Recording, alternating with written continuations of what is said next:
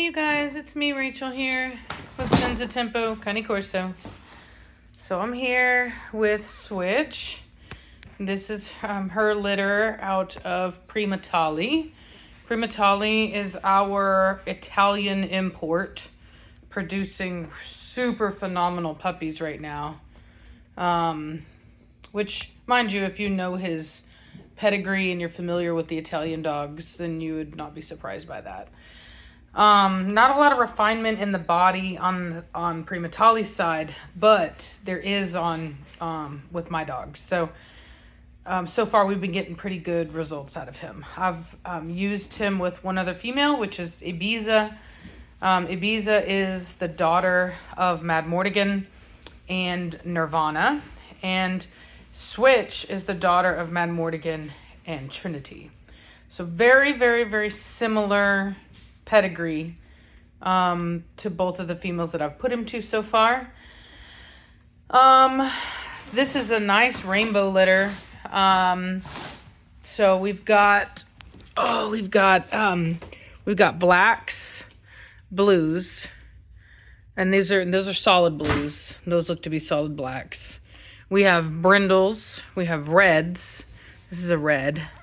That over there is a red. That is a brindle. This is a red. Can I help you? Would you like to smell my finger? That's a red, blue, black, I think, and black. So crazy thing is there's 11 puppies.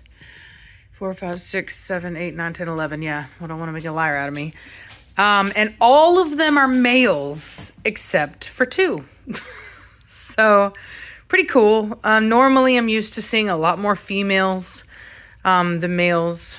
So nice to see a lot of males for a change. Yeah, what makes me excited about that is if you want to keep a puppy out of something, particularly if you're looking for a male, you really want to make sure that you have a large selection. So for example, if I was going to keep a female out of a litter, then I would want to have as many females to choose from as possible. That way I know that I'm getting the absolute best female that those genetics have to offer. Because when you're breeding dogs, it's like every puppy has a possibility of carrying a bunch of different genetics. So anyway, I am a little worried about this little red one here down at the end. He was crying something fierce yesterday, and I'm honestly surprised to see him so quiet now, because he was really acting like he was going to fade out. He had very painful cries. He's been very quiet today, but he already is starting to look smaller compared to the other puppies. And I see a little bit of, no honey, watch out. Move. Psst. Quit. I see some, I don't know if you can see, there's some hip bone there. So, anyway, I don't know. Puppies can fade. You know, fading puppy syndrome is a thing. The bigger the litter, the more likely you are to see it. Doesn't mean anything. It happens, is what it is. I've gotten used to it. And I used to cry. I used to try to save them. And I've really just matured over the years. And, you know, you got to learn to accept the things you cannot change. And that's one of them, is that when you're dealing with procreation, life or death, things like that, there's, you know, things that happen that are beyond your control. Now, what I will say is that, like I said, he's been real quiet today. I thought for sure I was going to lose him last night, and I didn't. So, you know, hopefully the puppy makes it. Sometimes they're just runts. So I'm hoping that there's nothing wrong with the baby and that, you know, he makes it. He's fine. But at the, you know, I would not be surprised if I did lose him, is what I'll say. But he's not acting like a typical fader either, so that's good. What I'm going to do real quick, because I can, is I'm going to take this big, I'm trying to knock my shoe off. I'm going to take this big fat brindle here. I'm going to move him over there. And I'm going to put this puppy right there on that one. There you go.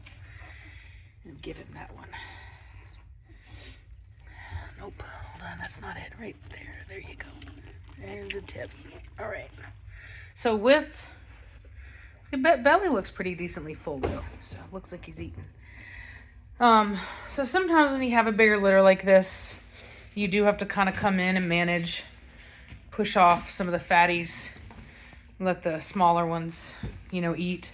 So you don't want to just leave them to their own devices because your smaller ones will fall off. And what I'll tell you is that size at this age doesn't mean that that's a small puppy.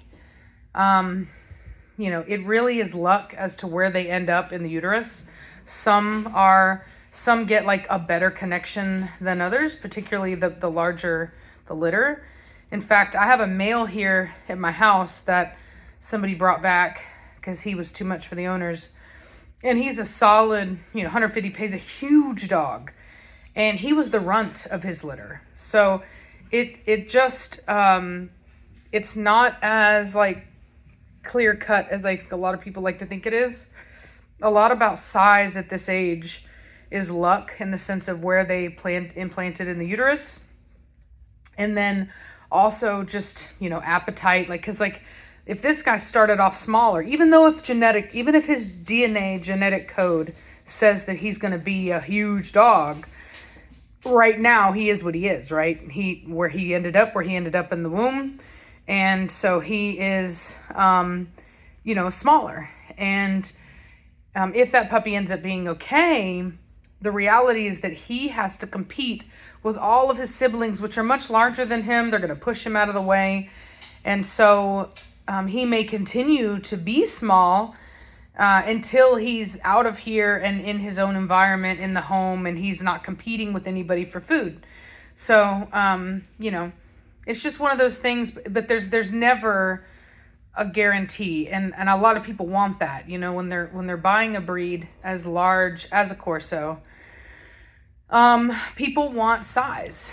And to some degree, a lot of people want size. They're not getting this breed, because they're looking for a small dog. So I caution people against always assuming that the biggest puppy in the litter is going to be the biggest puppy in general, or that the smallest puppy is going to be small. You really don't know. There's no telling. There's a lot of variables as to, how big a puppy is at that specific time.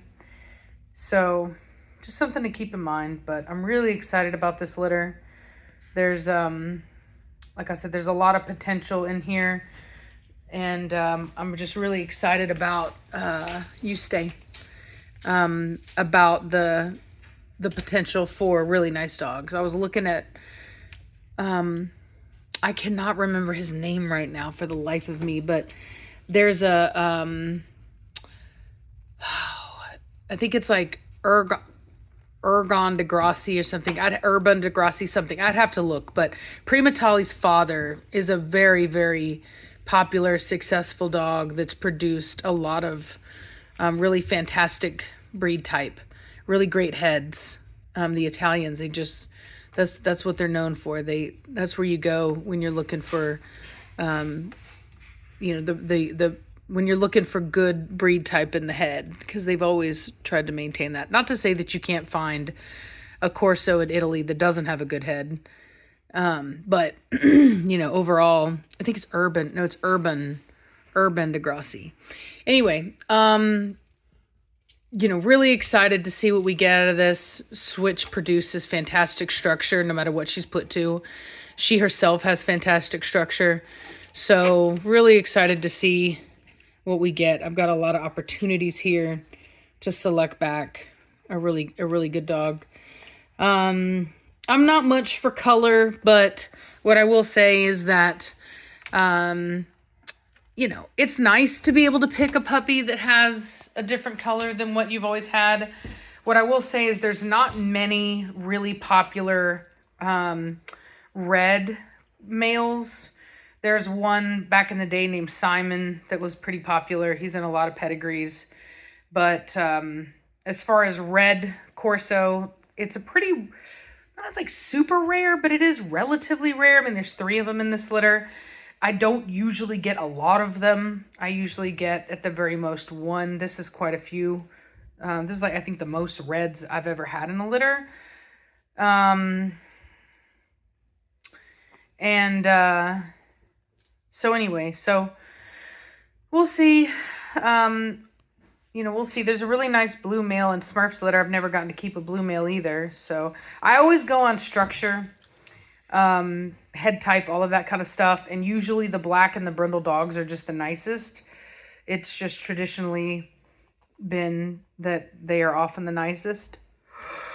So, excuse me. So that's why I end up with them. I don't keep them just because of their color. I stack them out, and I really do my best to choose the best dog. I don't even keep on size. Habibi's not a huge dog at all. I mean, I've got quite a few females that are bigger than Habibi. And even Grim is not a huge dog either. He's very muscular. He's very thick, but he's not a tall dog. And, but he produces a lot of size. So anyway, if you were to see my dogs, we've got a lot of size here. The genetics are there, but I really do my best to pick on structure. So that way we can just produce super awesome dogs. So hope you guys enjoyed this.